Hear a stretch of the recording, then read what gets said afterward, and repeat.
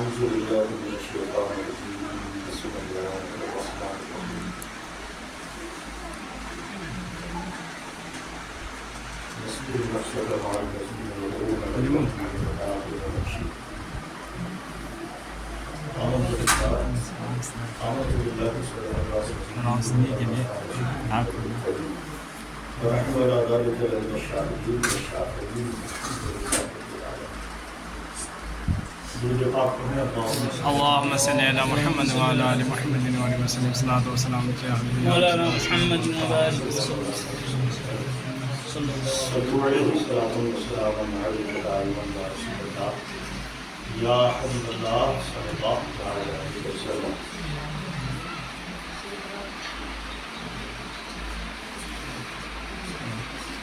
جیسا کہ ہم جانتے ہیں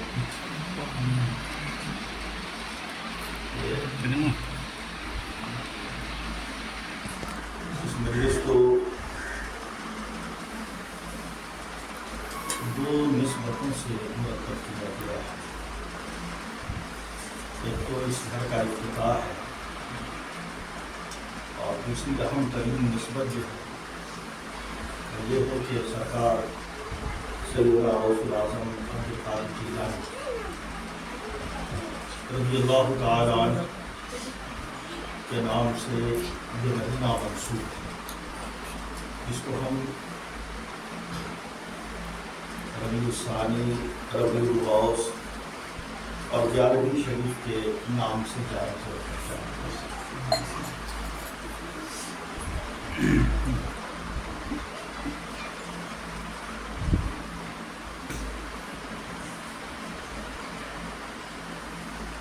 آج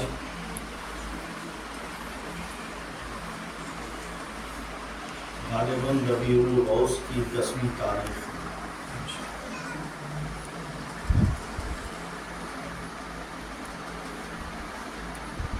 اور ہمارے سامنے جو بات آنے والی ہے یہ 11ویں کی ہے.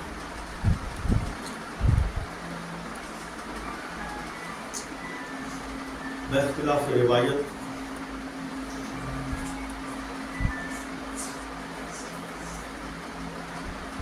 سرکار سیدنا غوث پاک رضی اللہ تعالیٰ عنہ کا وصال اس مہینے کے 17 تاریخ کو ہوا.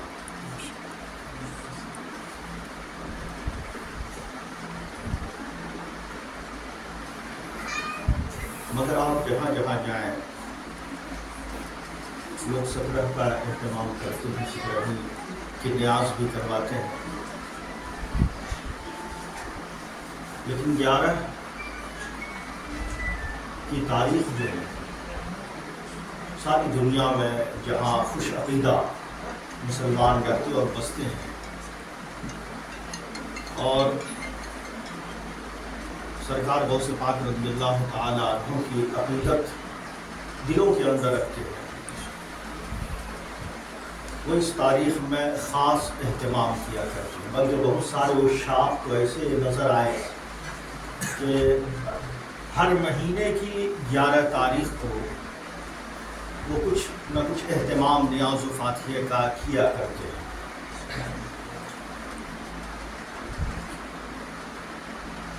بلکہ بزرگان دین کا طریقہ بھی رہا ہے اور اکثر ہم نے دیکھا ہے کہ بڑا ہی مجرب یہ نسخہ ہے اور آزمودہ نسخہ ہے کہ اگر کوئی پریشان حال ہے جس اعتبار سے بھی وہ پریشان ہو، چاہے کاروباری معاملات ہو یا بیماریوں میں گھرا ہو یا دیگر معاملات ہو، ایسے معاملات میں ہم نے دیکھا ہے اپنے بزرگوں کو کہ جس گھر میں عاصب کا دخل ہو، بلاؤں کا جلوار ہو، تو ہمارے بزرگ یہ تعلیم دیا کرتے تھے کہ 11ویں ہر مہینے کی 11 تاریخ کو غوث پاک کی نیاز اگر دلائی جائے تو اللہ اس کی برکت سے گھر سے بلاؤں کو دور کر دیتا ہے۔ اگر آپ کاروبار کر رہے ہیں اور مستقل گھاٹے میں جا رہا ہے، مستقل گھاٹے میں آ رہے ہیں، بڑا ہی مجرب نسخہ ہے کہ آپ نے جو بزنس کیا نیت کر لیں کہ جو کچھ آمدنی ہوگی اتنا فیصد سرکار غوث پاک کے نام سے وقف کر دیں، یعنی ہماری جو بھی کمائی ہوگی اس کمائی میں سے جو منافع ہوگا اس میں سے اتنا روپیہ سرکار غوث پاک کے نام سے جمع کر لیں، اور جمع کرنے کے بعد جب بھی 11 کی تاریخ آئے چاند کی،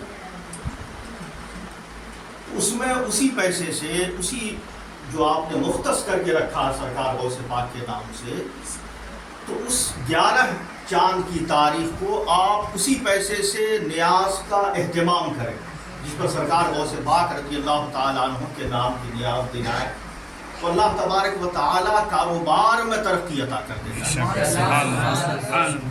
اور یہ دیکھا گیا ہے کہ لوگ پریشان حال رہے، کروڑوں کا نقصان ہو گیا، کوئی بزنس کرتے ہاتھ لگاتے نقصان کا سودا ہوتا، لیکن جب انہوں نے یہ نیت کر لی کہ ہم جو یہ کاروبار کر رہے ہیں یا سرکار غوث پاک ہم نے اس کاروبار میں، اپنے کاروبار میں آپ کو شریک کیا، ہم نے اس کاروبار میں اپنے آپ کو شریک کیا، اب اس کا جو فائدہ ہو رہا تھا وہ مختص کر دیا اس کا پیسہ، تو سالوں سال سے پریشان حال تھا، سالوں سال سے وہ گھاٹے پر گھاٹا سہ رہا تھا، لیکن جب سے یہ عمل شروع کیا سرکار غوث پاک رضی اللہ تعالیٰ عنہ کا فیضان جاری اور ساری ہوا، وہی جو مستقل گھاٹے اور خسارے میں جا رہا تھا آج بلندیوں پر نظر آتا ہے۔ بہرحال سرکار غوث پاک رضی اللہ تعالیٰ عنہ ذات بڑی عالی ذات ہے، بڑی عالی ذات ہے، اتنی عالی ذات رب تبارک و تعالیٰ نے ان کو بنایا ہے کہ آپ اس بات سے اندازہ لگا سکتے ہیں کہ اللہ نے انہیں اپنا محبوب کہا ہے، رسول اللہ نے انہیں اپنا محبوب فرمایا ہے، اور جس کو اللہ کہے کہ تو میرا محبوب ہے، رسول اللہ کہے کہ تو میرا محبوب ہے، اس کے مقام کا کون اندازہ کر سکتا ہے؟ ساری دنیا تو اسی لیے مر رہی ہے کہ کاش ہم عبادتیں کرتے ہیں، کیوں کرتے ہیں؟ نماز پڑھتے ہیں، روزہ رکھتے ہیں، یا جو کچھ کرتے ہیں، کاش کہ خدا ہم سے کہہ دے کہ ہاں کچھ نہیں، مگر اللہ جس کو کہے کہ ہاں تو میرا ہے، ہم یاد رکھیں ہزاروں مرتبہ کہیں ہم اللہ کے ہیں، ہم اللہ کے ہیں، ہم رسول اللہ کے ہیں، یا رسول اللہ ہم آپ کے ہیں، اب بس ہے، لیکن اگر رسول اللہ کی جانب سے ایک بار اشارہ مل جائے کہ ہاں تو میرا ہے، تو دنیا بھی ہماری ہے اور آخرت بھی ہماری ہے۔ ایک مشہور واقعہ ہے، آپ نے اکثر سنا ہوگا کہ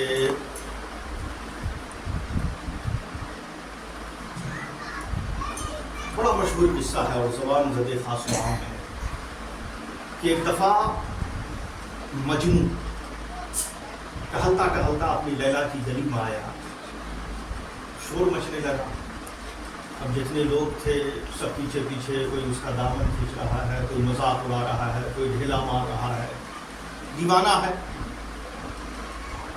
لوگ آگے آگے وہ جا رہا ہے، پیچھے پیچھے لوگ آواز کس رہے ہیں، پریشان کر رہے ہیں۔ جب شور ہوا لیلا کی گلی میں پہنچا تو لیلا کی کنیز نے، اس کی نوکرانی نے، اس کی سہیلی نے دیکھا کہ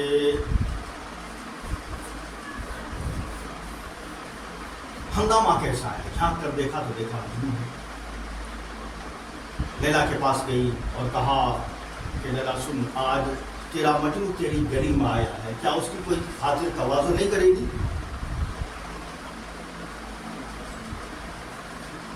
लैला ने कहा ठीक है, अगर करना चाहती हो तो ये लो हलवा, और बर्तन में हलवा दिया, रखा, सबको से ढक दिया और कहा जाओ मेरे मजनू को दे देना।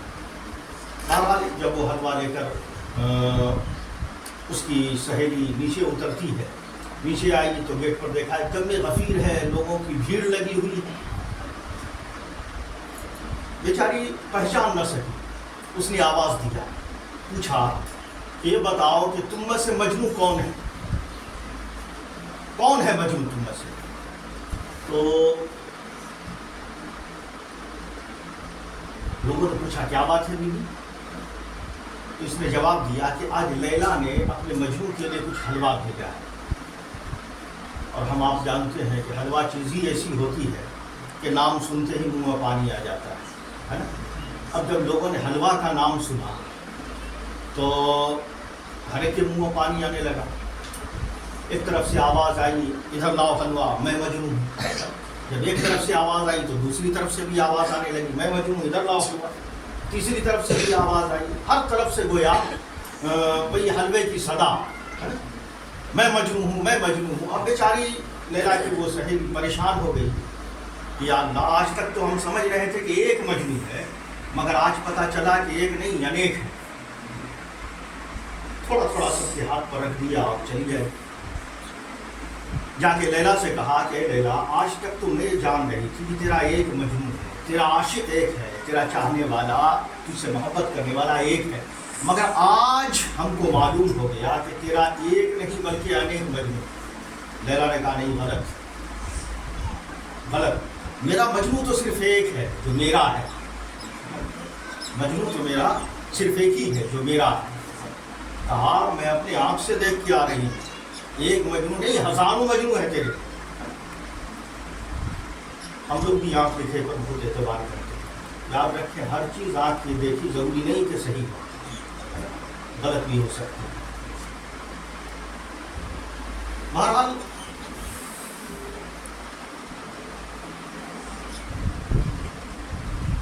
अच्छा जानना चाहती हो, मेरे मजनू को पहचानना चाहती हो? कहा ये लो छुरी। उसने छुरी रखी, उसी प्लेट में दिया, सबको से ढका, और ढकने के बाद कहा कि जाओ जाके कह देना कि आज लैला ने अपने मजनू के जिस्म का एक बूटी गोश्त मांगा। तो वापस चली गई। लोगों ने देखा कि फिर से प्लेट आया है और उसी तरह सबको से ढका हुआ आया है। लोगों की आदत तो बिगड़ी हुई थी, अब बिगड़ी हुई आदत के लोग मालिक थे, तबीयत के मालिक थे। फिर से पूछा क्या बात है? लोगों ने समझा कि शायद हलवा आया था पहले, अब जायका बदलने के लिए नमकीन आया होगा मीठे के बाद। फिर लोग हल्ला करने लगे कि मैं मजनू हूँ, मैं मजनू हूँ। उसने सरपोश हटाया और हटाने के बाद कहा कि जो साहब मजनू हो वो आगे बढ़ें। आज लैला ने अपने मजनू के जिस्म की एक बूटी गोश्त मांगी। लोगों ने छुरी देखा और जब ये ऐलान सुना, कोई अपना सर खुजा रहा है, कोई टोपी दुरुस्त कर रहा है, कोई चप्पल सीधी कर रहा है, तू चल मैं आया, मैं भी चला, तू भी आ, है ना। मैदान खाली हो गया, मैदान खाली हो गया। आखिर में एक दूर खड़ा नहीं तो निज़ार शख्स, परगंदा बाल, धुलमता हुआ, उसने नहीं आवाज़ में, कमज़ोर आवाज़ में पूछा कि क्या बात है बीवी? तो उसने कहा कि ऐसा ऐसा मामला है और आज लैला ने अपने मजनू के जिस्म का एक बूटी गोश्त मांगा था। उसने वो उठा वहाँ से, बैठ जाइए, बस बात खत्म हो रही है, रहने दीजिए, बैठ जाइए।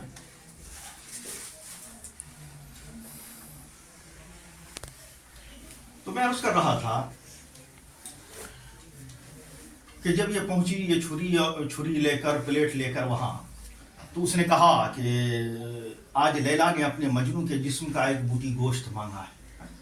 मजनू ने हाथ में उठाया छुरी और उसने कहा کہ لیلا کی سہیلی مہربانی کرو ہم پر، اور مہربانی کر کے اتنا اور بتا دو کہ میرے لیلا کو میرے جسم کے کس حصے کی بوٹی گوشت چاہیے، کہاں کا گوشت چاہیے، یہ کہا اور اپنے جسم پر چھری چلا دی۔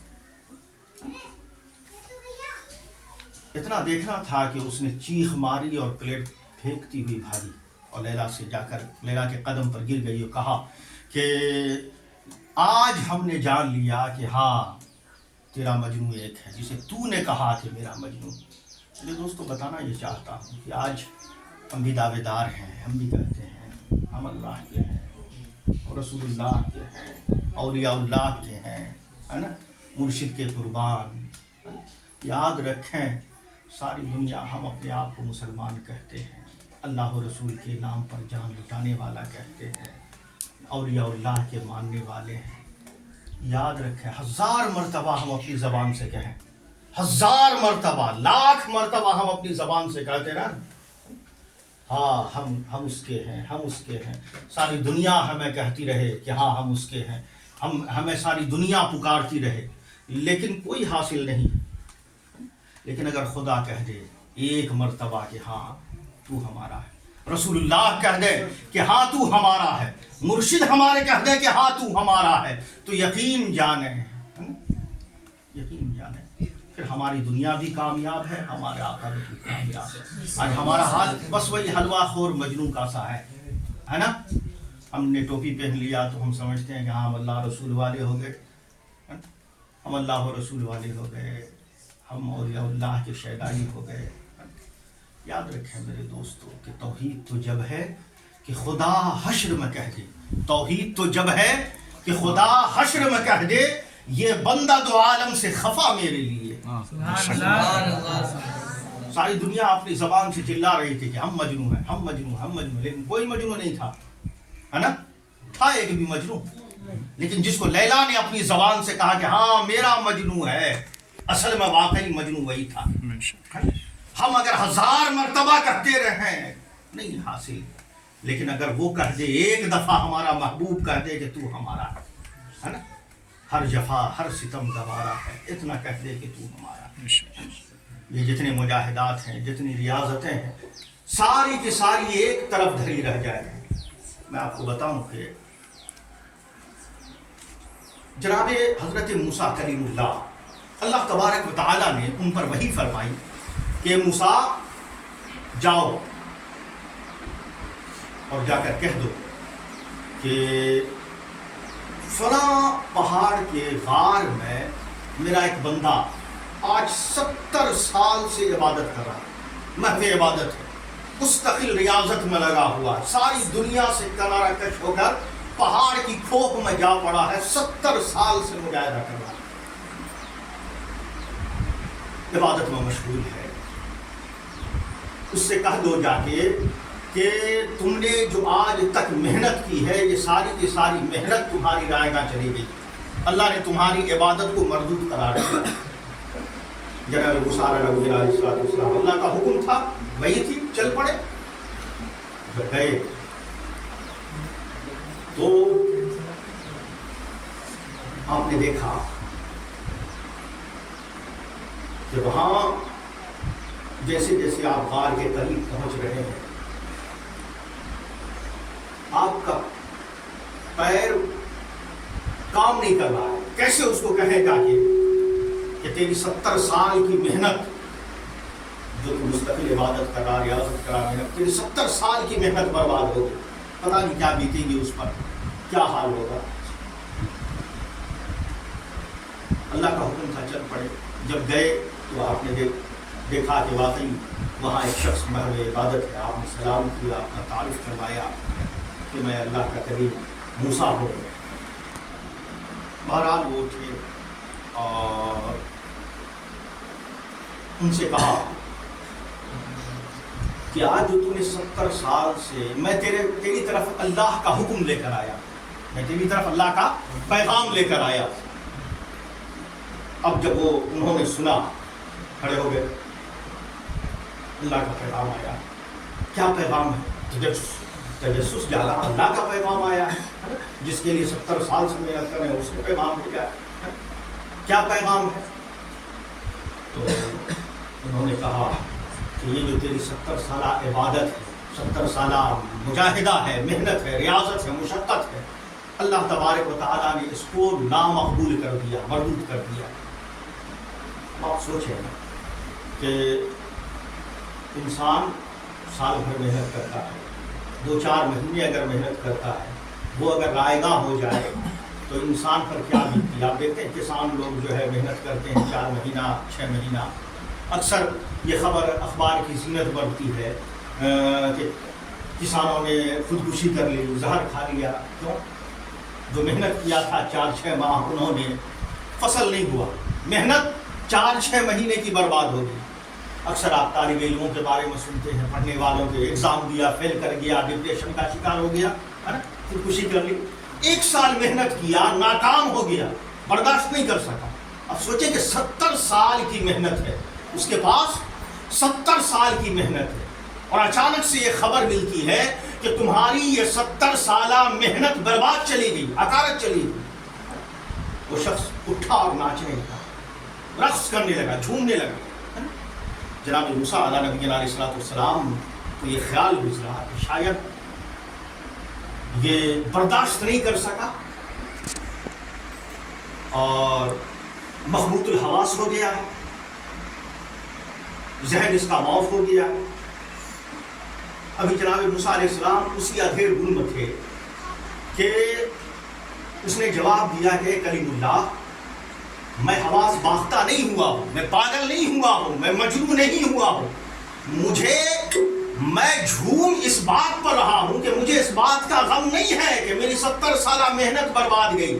میں جھوم اس لیے رہا ہوں، رقص اس لیے کر رہا ہوں کہ آج 70 سال سے ہم جس کے لیے محنت کر رہے تھے، اس نے کہا کہ میرا بندہ ہے، اس کو پیغام سنا دو،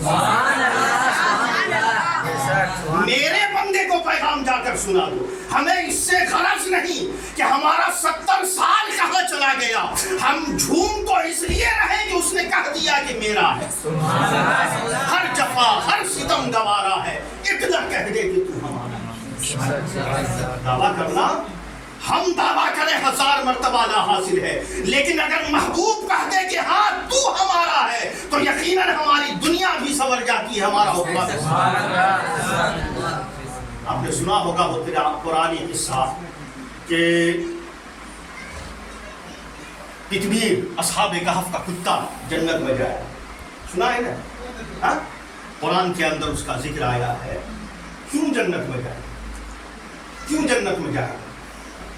یہ کتا ہو کر، کتے کے بارے میں تو ہم کو کہا گیا کہ اگر بھیگا کتا، گیلا کتا ہمارے بدن سے لگ جائے تو ہم پھر اس قابل نہیں ہوتے ہیں کہ 2 رکعت نماز پڑھ سکیں، ناپاک ہو جاتے ہیں، ہمیں غسل کرنا ہوگا، نہانا ہوگا، کپڑا بدلنا ہوگا، تب جا کر ہم جو ہے اس کے حضور دوگانہ ادا کر سکتے ہیں۔ لیکن جا رہا ہے جنت میں، کیسے جا رہا ہے؟ جب اصحاب کہف نکلے آبادیوں سے، دقیانوس جو اس وقت جو کلمہ گو ہوا کرتے تھے، یہ اللہ کے ولی تھے، جو کلمہ گو ہوا کرتے تھے، اس وقت کا بادشاہ بڑا ظالم اور جابر تھا، جو اس کو سجدہ نہیں کرتا تھا اس کو آگ میں زندہ جلا دیا کرتا تھا، بت بنا رکھا تھا، وہاں پر جا کر سجدہ کرو، پھر آ کر اس کو سجدہ کرو، جو نہیں کیا کرتا تھا اس کو کھولتے ہوئے تیل میں ڈال دیا کرتا تھا زندہ۔ تو اپنے ایمان کی محافظت کے لیے، ایمان کو بچانے کے لیے یہ لوگ رات کی تنہائی میں نکلے اور ایک غار میں پناہ لینے جا رہے تھے۔ راستے میں جا رہے تھے تو ایک کتا وہ بھی ساتھ ہو لیا۔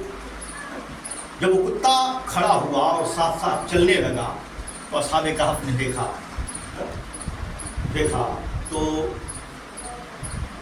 ان لوگوں نے پتھر اٹھایا اور کتا کو مارنے لگے۔ رات کی تاریکی میں جب بھونکے گا اور اس بادشاہ، ظالم بادشاہ کے سپاہی کو خبر ہو جائے گی، رات میں بھونکے گا، خبر ہو جائے گی، وہ ان کو لے جا کر کہے گا سجدہ کرو۔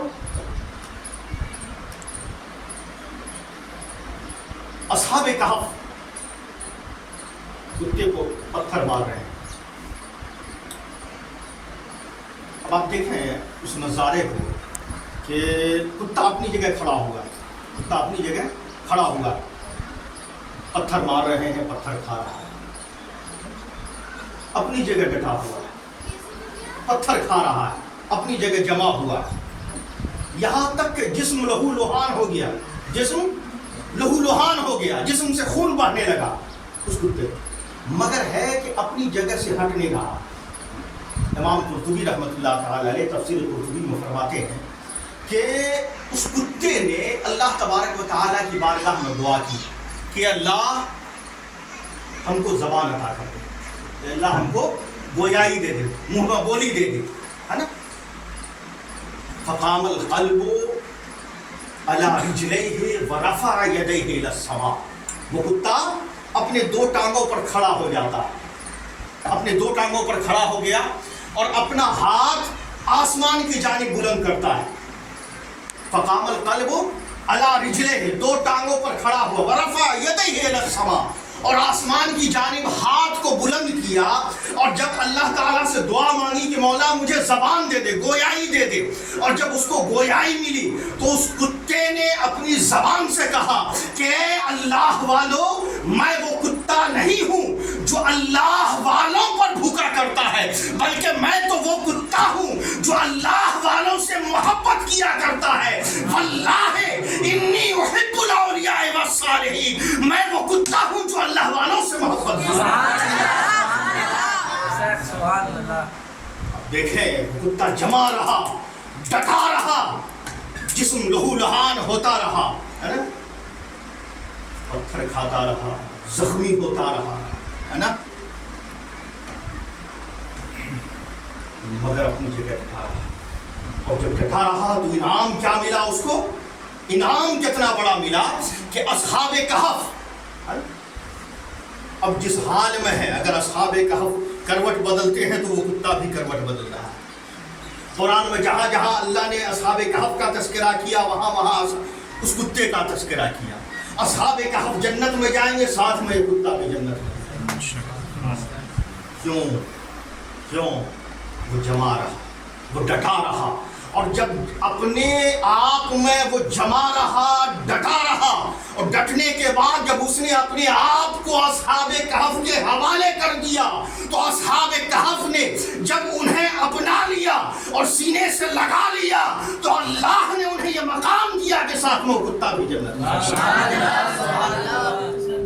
مگر ہم یہ دعویٰ کرتے ہیں زبانی، ہے نا، کہ ہاں ہم غوث جیلانی کے ماننے والے ہیں، غوث جیلانی کے شیدائی ہیں، ان کے نام پر ہم جان و دل لٹانے والے ہیں، تو نام کا نہیں ہونا چاہیے، بات یہاں سے ہونی چاہیے، یہاں سے نہیں۔ آج ہماری بات صرف یہاں سے ہوتی، یہاں نہیں اترتی، اور اسی کا نتیجہ ہوتا ہے کہ دنیا میں نہ ہمیں دنیا ملتی ہے نہ آخرت ملتی ہے۔ دنیا میں بھی ہم ذلیل ہوتے ہیں اور آخرت میں بھی ہمیں ذلت و رسوائی ہوتی ہے نا۔ اور آپ نے دیکھا غوث پاک رضی اللہ کا ایسے ہی کتا مشہور ہے، شیر کو خطرے میں لاتا نہیں کتا تیرا، مشہور واقعہ ہے، اگر تفصیل میں جاؤں گا تو پھر وقت کافی ہو جائے گا۔ سرکار غوث پاک رضی اللہ تعالیٰ عنہ کا بھی کتا تھا، ہے نا، اور آپ نے ان کے بارے میں اکثر سن رکھا ہوگا۔ مخدوم پاک رضی اللہ تعالیٰ عنہ کے پاس بلی تھی،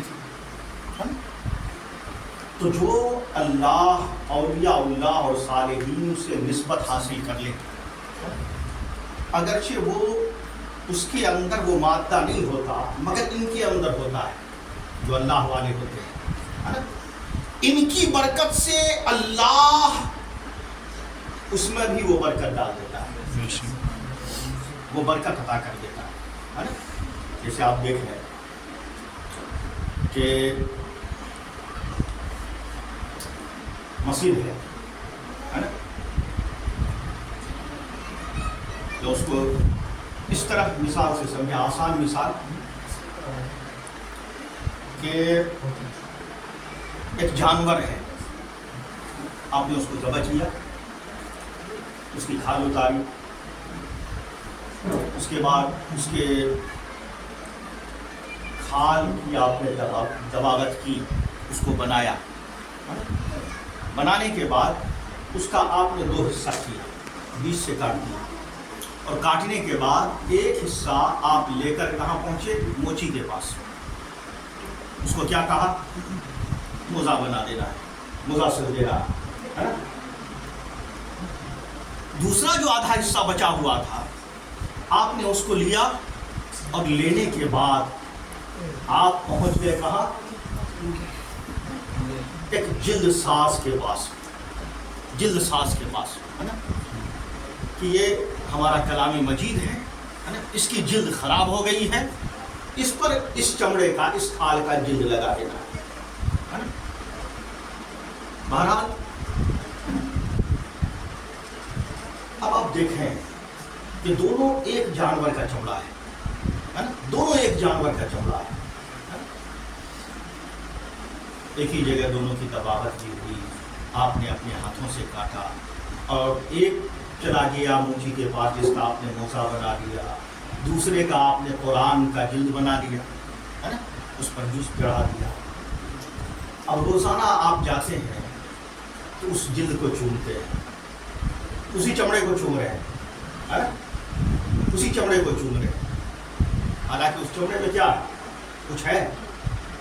کچھ نہیں، وہ تو اسی جانور کا جس سے آپ نے پہلے کا موزہ بنایا، لیکن چونکہ اس کی نسبت کلام اللہ سے ہو گئی ہے، اس کی نسبت قرآن مجید سے ہو گئی ہے، تو اب وہ چوما بھی جاتا ہے، سر اور آنکھوں پر رکھا بھی جاتا ہے۔